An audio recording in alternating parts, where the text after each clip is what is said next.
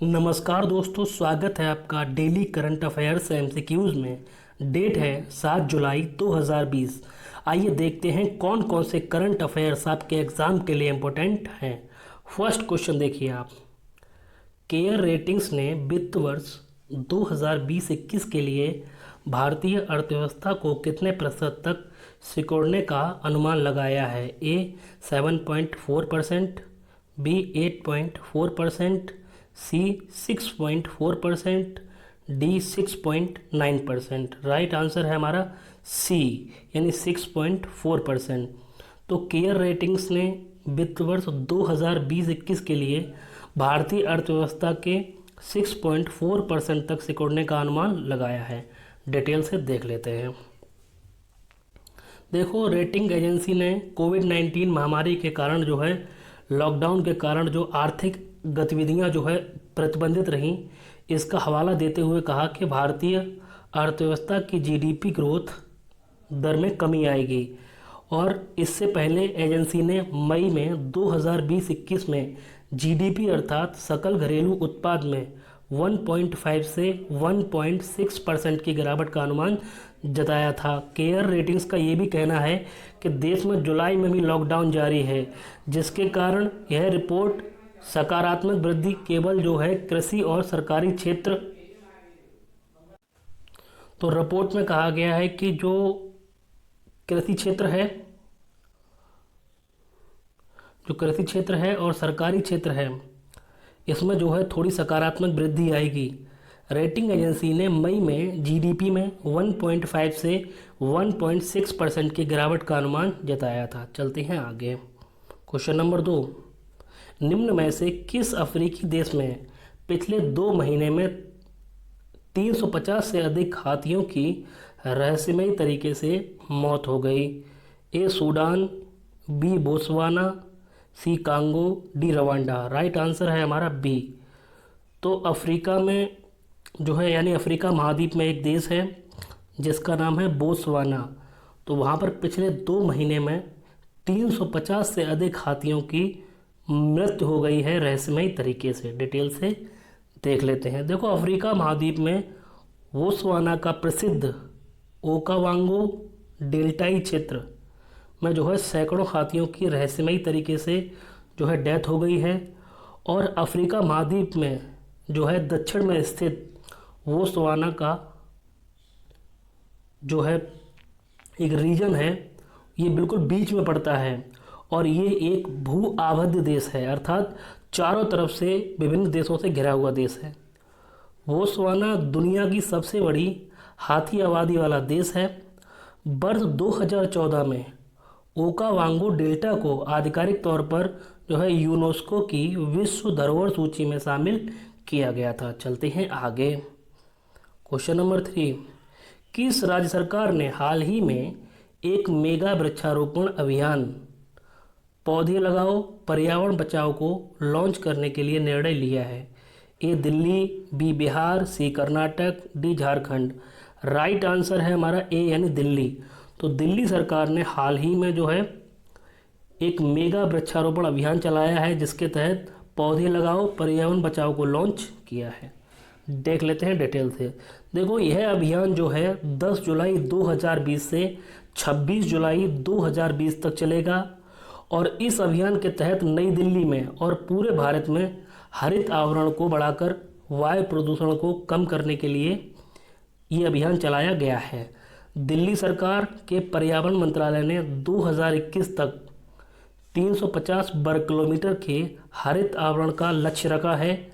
बात करें नई दिल्ली में, साल 2017 में हरियाली का आवरण 299 वर्ग किलोमीटर था और साल 2019 में यह बढ़कर 325 वर्ग किलोमीटर तक हो गया। देखते हैं आगे। Question number 4। कोरोना वायरस हवा से फैलकर लोगों को संक्रमित करता है?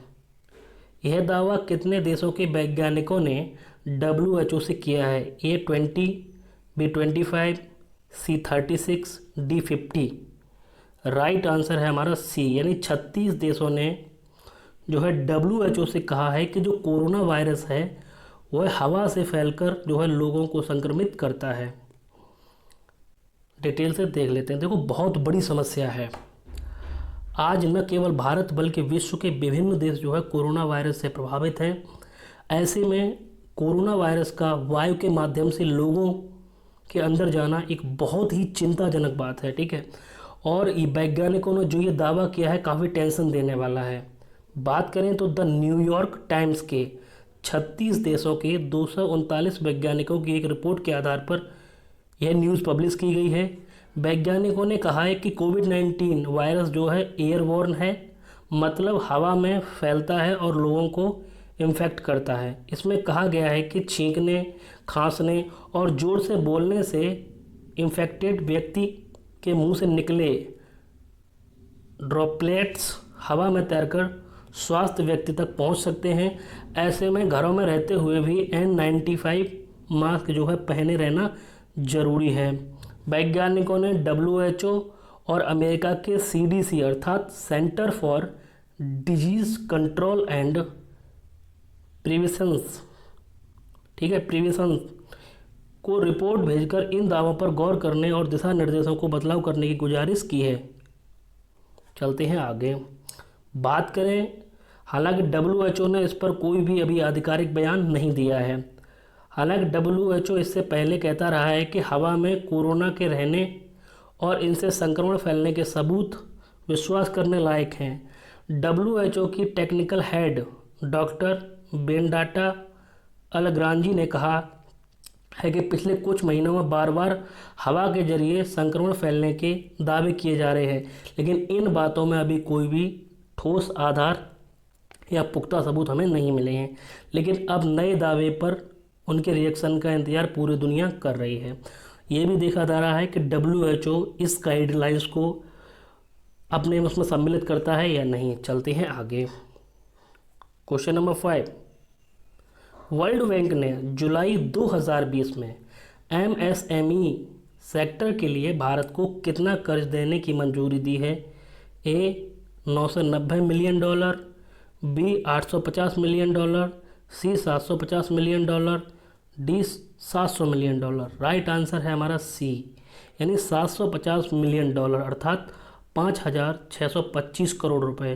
तो वर्ल्ड बैंक ने MSME सेक्टर में भारत को जो है 750 मिलियन डॉलर का कर्ज दिया है। चलते हैं आगे, डिटेल से देख लेते हैं। देखो, इस रकम से ऐसे सूक्ष्म, लघु और मध्यम उद्यमों को सरकार फंड देगी जो कोविड-19 महामारी से प्रभावित है। ऐसे MSMEs की संख्या करीब 15 लाख है।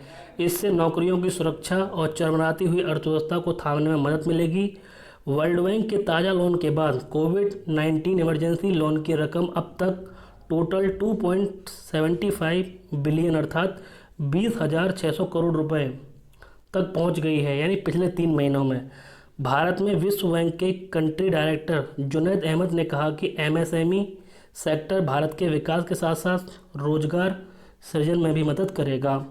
यह क्षेत्र एक ऐसा विशेष क्षेत्र होगा जो कोविड-19 महामारी के बाद भारत में आर्थिक सुधार को गति देगा। चलते हैं आगे।